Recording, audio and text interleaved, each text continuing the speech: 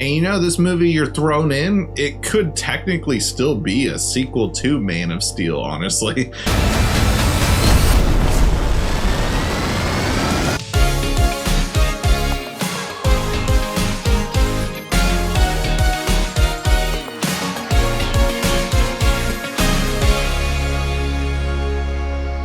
Drive-by movies, you're watching Fresh releases.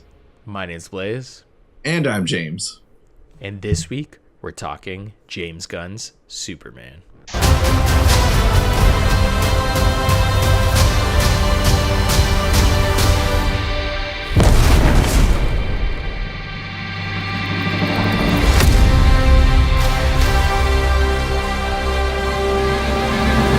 Here is the new start to James Gunn's DCU, and it's about Superman who must reconcile with his alien Kryptonian heritage with his human upbringing as reporter Clark Kent.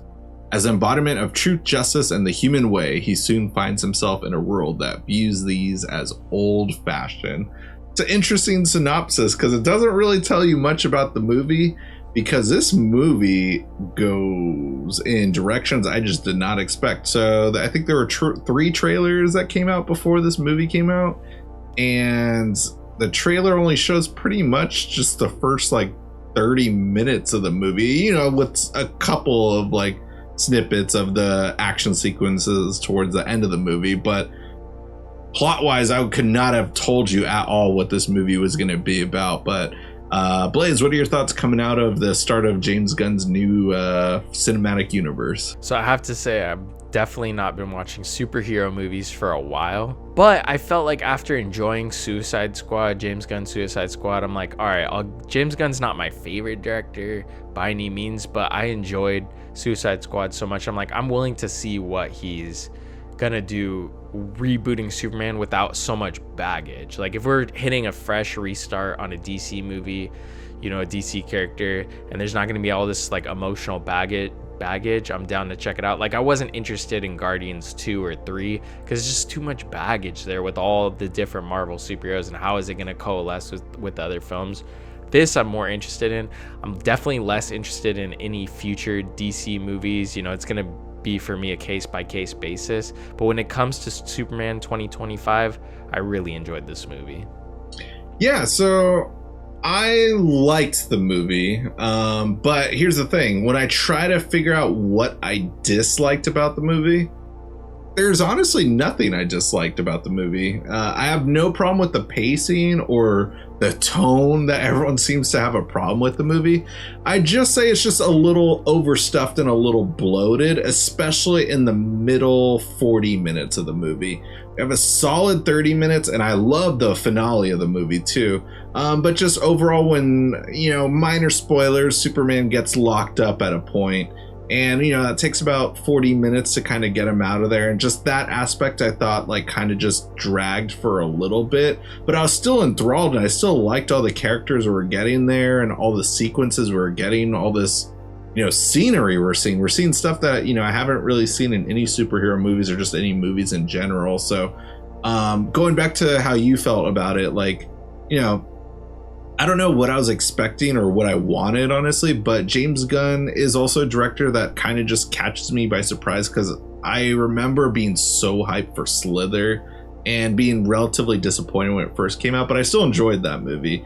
I remember being super stoked for Super. We were at the Comic-Con panel for the advertisement for that movie, and I absolutely hated that movie, and I was just like, he's a Marvel guy, he's gonna put out a piece of crap with Guardians of the Galaxy. But to my surprise, I actually enjoy the first one. I usually hate Marvel movies just in general, and that's a long talk I don't want to get into, but the Suicide Squad, check our review from a few years ago.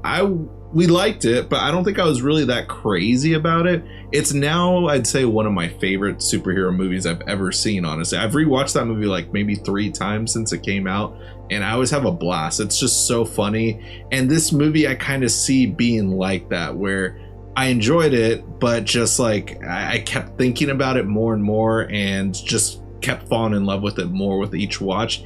And I could see that with this movie. I'm not in a hurry to rewatch it, but already I have a friend who asked me to go see it with him, and I'm like, yeah, sure. So we'll see how that goes. But yeah, I still had a blast with it. Yeah, I will say, like, this was one where I don't think I was expecting a ton going in, but I was pleasantly surprised with what James Gunn delivered. I can agree with all your sentiments there said about his filmography. I think I felt pretty similar, maybe a little bit less high on Guardians and more high on Suicide Squad than you.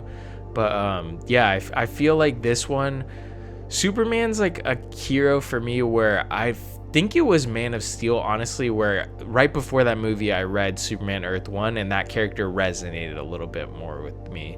And I feel like a lot of the DC characters, as I'm getting older, they resonate more with me because I look into more of their human stories, or maybe not stuff that I can relate to, but the stories necessarily I can relate to, it being a little bit more complicated emotionally. And I feel like those characters, and especially in this one, I liked that they kind of just dumped you into the story. Like, we already know who these people are. We already know these characters. The film's still gonna really give you a good, interesting story from them, but you already know who it is. We don't need to give you the origin story. Like, if I swear, if I have to see Bruce Wayne watch his parents die for another time, like, I'm just gonna lose it. I like that about the last Batman movie for the most part. Or wait, did they show that? I think they showed in like the opening scene, right? No, that's Batman versus Superman. Yeah. Okay, yeah, I was like, I can't see this again, but yeah, I just hope whatever new Batman we get, we don't get that again. I can't watch these origin stories again. It's like, we've seen them 1,000 times. Like, it's already ingrained into my head almost. It honestly might be part of my own origin story just watching that. So, you know, like, I don't need the origin story anymore. I liked getting into it. I think for this movie, like, getting right into like the Lois and Clark like relationship, kind of like right off the bat, I like that. I could understand if people didn't like, you know, they want to get to know those characters before, but I thought like just seeing the scene between them in the interview like really kind of revealed a lot about their characters and their relationship, and you know, the kind of stuff that we missed in this movie or missed, you know, before the movie. It just drops us right in. I really enjoyed that, but I could understand if people didn't like that. But I'm like, dude, I have pretty well, like, I'm not super knowledgeable. I haven't read a ton of Superman comics, but I've, you know, read enough origin stories and seen his origin story and seen most all the movies that I'm like, I don't really need that. I will say one thing I absolutely loved about this movie was that intro with just the text. It reminded me almost of the epicness of like Star Wars, where it just hits you with that huge text block, but this was just so expertly crafted where it's just like 3 years, 3 days, 3 hours or something like. Exactly, it was all divisible by 3. So good. Yeah, it was so good, but there was 4 of them, which was the problem. I was like, you needed to make it 3, just the rule of 3s. Right, you know? yeah, so it worked. That was fun. And then, you know, starting out with that crypto scene, you know, we've all seen that sequence. That was the first clip we ever got for any footage for this movie. So starting off the movie, it's just cool to see that like we are establishing that Superman is the strongest person on the planet, but then find out, damn, he just lost his first fight. Like, okay, we got to see what he's going to get thrown into. And then the fact that he goes right back in was just a lot of fun.